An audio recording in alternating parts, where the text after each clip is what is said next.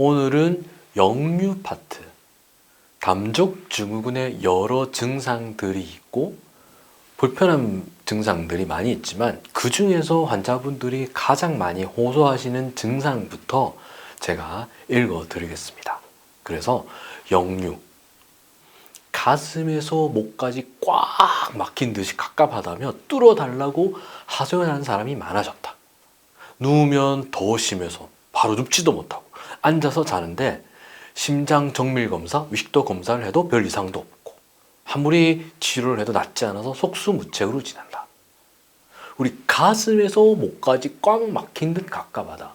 사실은 우리 역류의 증상이라 하면 가슴이 막 타는 듯이 쓰린 증상? 왜? 신물이 올라오니까 혹은 음식물이 올라오니까 이 역류에 대한 증상, 그 다음에 역류가 되면서 나타나는 가슴이 쓰리는 증상이 많지만 이렇게 막히고 갑갑하다는 증상 호소하시는 분들도 좀 있어요.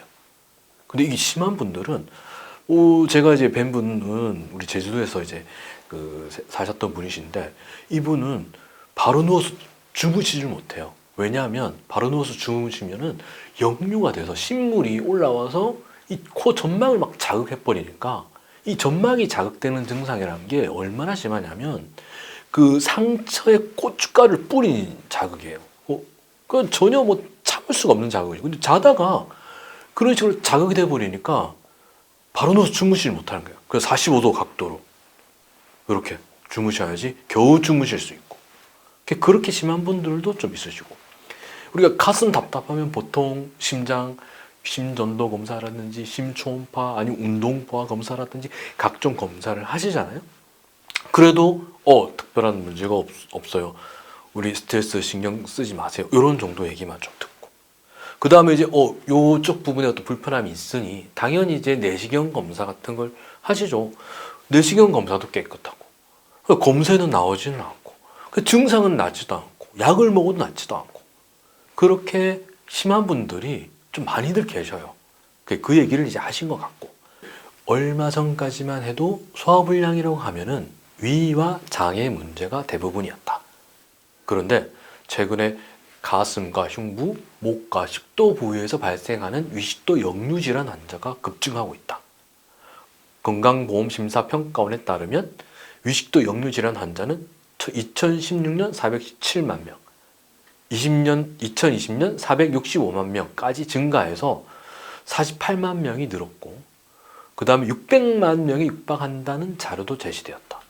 요즘 음식 습관들이 정말 좋지가 않아요. 과식, 급식, 폭식같이 밀가루 같은 것도 드시고 그 다음 입에 너무 즐거운 음식들이 많기 때문에 그런 뭐랄까 첨가물 혹은 자극성 독소들이 있는 음식들로 인해서 특히 이제 위장 소화 계통뿐만 아니라 위식도 간략근의 이완을 유발해서 역류 증상들이 많이 생기게 되는데 이 통계를 보면은 2016년 417만 명, 그 다음에 2020년 465만 명, 2022년에는 490만 명까지 된다라는 자료가 나와 있어요.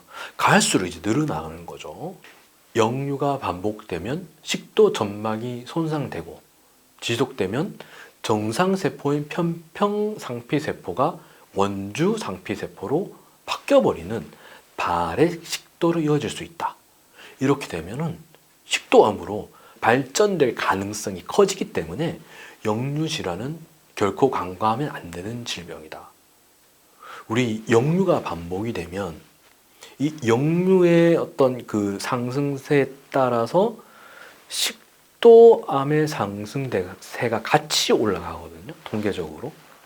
근데 이 역류와 식도암의 이 중간에 그 바렛 식도라는 게 있어요. 세포 변형이 시작되는 식도 쪽에 역류성이 심해지면서 세포 변형이 식도에 생기는 바렛 식도라는 게 생기고 그러면서 식도 선암이 같이 늘어나는 쪽으로 가게 되세요.